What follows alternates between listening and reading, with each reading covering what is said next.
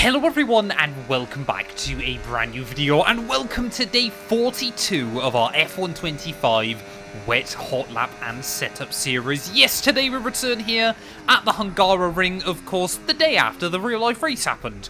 It did look like we could have seen some rain in the real life event. Sadly, wasn't quite the case, although knowing the FIA, they would have red flagged it. But yeah, returning though inside F125 today, this circuit now I think is one that really needs an update ready for F126. I hope that they go out there, they LiDAR scan this venue and get it in a lot better shape ready for next year. You know, it's one of the oldest circuits now on the F1 calendar. It's got quite a big place in F1 history at this point, despite not always delivering the best race in the world. Very high downforce, very difficult to overtake around here. It's often called Monaco without the barriers. Of course, if you're new to this series and don't know what this is about, we basically go through, I provide you guys with a race-ready setup inside F125 for the wet conditions inside this game. I then talk you around the circuit, where your braking markers should be, what gears you want to be using through the turns, and then last but not least, I leave you with a hot lap. As always, timestamps will be linked down in the description below if you just want to head to a certain part of this video. A massive thank you to everybody for their continued support. We're getting very close to 14,000 subscribers at the moment. So if you are enjoying the content, please make sure you leave a like, get yourself subscribed, and yeah, let's head then out onto the track. We're making our way through these final double hairpins at the end of the lap. Want to try and run nice and wide as you get ready to kickstart a lap here. Third gear on the exit of the final corner, but be really careful of the wheel spin. Get up to fourth as you get the car straightened out, and then you're going to be flat out full throttle on the run in towards turn one. Leave the car in seventh gear as you make your way in towards the first corner, but just like in the dry, you want to be aiming at that 100-meter board. Of course, in the dry, you try and brake just past the pit lane kind of exit line. In the wet, I like to brake just before it. It means you hopefully avoid locking up the fronts and can obviously get the car dialed in. From seventh gear, you're going to go all the way down to second. I even use first gear sometimes to make sure the front end bites, but really try and be nice and careful on the exit of the corner. It's a really traction zone off the exit of turn one, so you've just got to be nice and tidy with it. Don't use the curbing on the outside inside the game. Short shift back up through third and fourth gear, and then we plunge our way down in towards turn two. Then you're going to be all the way up in sixth on the way in, braking about 75 meters out from the corner, nicely between those two brake markers, all the way down into third gear once again. Be very careful that you don't let the front end wash out too wide on the exit. In the dry conditions is not too bad, but in the wet, turn three is barely flat out. I like to short shift back up through fourth and fifth gear on the exit there, and then once again you're going to be up in sixth as we make our way up in towards the blind turn four. In towards this next corner, you want to brake just at the start of the curve from sixth gear. You want to go down two into fourth there, of course, in the dry, near enough flat out. In the wet, absolutely not around this circuit there. Again, on the exit, unless you've got a really good run, I like to leave it in fourth gear. You can go up to fifth before you bring the car over to the left-hand side to flick it in for the right. I like to go down to third gear, hug this apex on the inside, but do not touch it. If you use that curb, it immediately is going to upset the rear of the car and spin you out, so you've got to be very careful there on the exit of the corner. Like I said, hug it, but do not kind of really lean on it either. Fourth and fifth gear then on the exit as we climb back up the hill and then in towards the chicane, braking just at the start of the curb. Be very careful that you don't lock the brakes up. Try and get all the way down to second gear. Attack nicely through the first curb, really attack the second one though on the exit, and then just try to get the car kind of on this tram track on the exit of the corner there. Of course, you've kind of got the circuit, the curb, and then this little extra area on the outside. That is where you want to be trying to get the throttle down off of the corner there as well. Back up into fourth gear. You're going to basically leave it in fourth through these next couple of corners. Nice and tidy on the throttle. Really try to avoid taking too much of the first curb, but again, get the car wedged over the second one there, and nice and easy on the exit. Up through fifth gear, you go on the exit of the corner there. A slight blend of throttle through here. Leave the car in fifth gear though through these next couple. A bit of a dab of the brake. Try and get the weight over the front of the car once again, and then we make our way down in towards sector 3.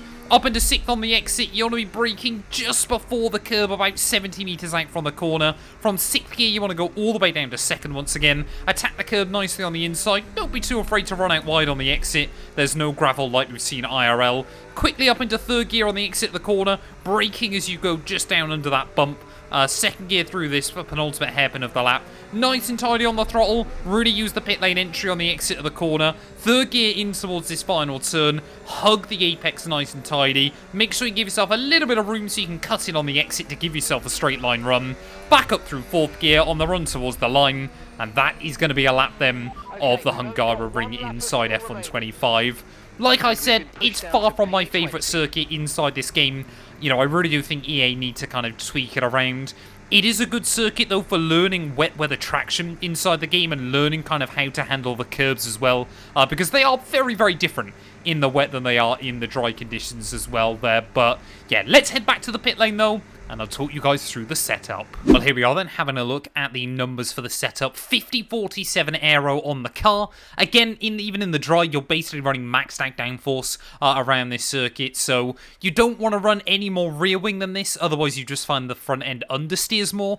So 5047 just allows you to kind of slide the back end around enough, but doesn't give you too much oversteer through, you know, the likes of turn 4 and other higher speed corners around the lap. 100 on the on-throttle diff, 25% on the off-throttle. Again, fairly standard to what we run inside this game. A slightly more unlocked off-throttle diff than what we see around a lot of venues. But again, where this place is very low speed, you know, you need a lot of traction off a corner exits. It will hopefully allow you to look after the tyres a little bit more than you might well be able to otherwise. Minus 3.4, minus 1.9, 0.01, 0.12 for your camber and toe angles. Again, fairly standard for what we run inside this game. 32.9 for your front and rear suspension, a lot more neutral than we see a lot of other venues. 10.13 for your anti-roll bars, a little bit firmer, and then 23.50 ride height again. There are a couple of dangerous curves around here, but most of them you don't have to be too careful of, especially, you know, this isn't a circuit where you maximize the track width, where you would at like a Silverstone or other circuits like that, where a lot of the corners are kind of one into the next. You're really obviously, you know, not trying to use up all of the circuit, so because of that, you're not using as many of the curbs around here. 54.98 for your brake bias and pressure. Again, as always, if you're struggling with front locking, rear locking, I should say, move the brake bias slightly forward, reduce the pressure. If you're struggling with front locking, as you might do around this circuit, maybe try bringing it down to 53.97. And again, you know, just move the brake pressure forward slightly, rearward slightly, and decrease the pressures, because that will make the bigger difference when it comes to tyre wear. 28.1 fronts, 24.3 rears. It's a pretty even circuit for kind of tyre wear on either side. You know, it is a circuit, though, that really does use all 4 tyres, hence why we're running very high pressures around this venue. Again, it should be a one-stop strategy. If you're in the intermediate conditions, good luck. The AI are going to be ridiculous, especially out of that final corner as well.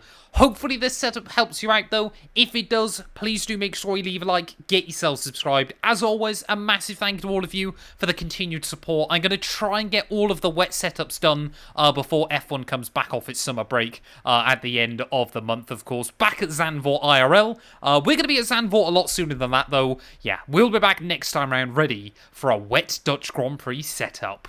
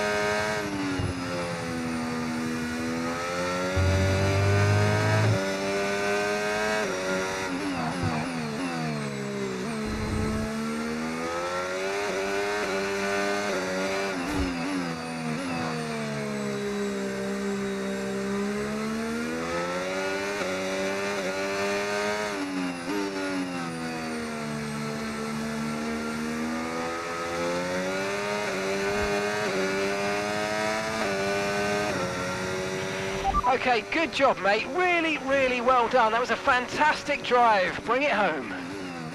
I didn't have anything else.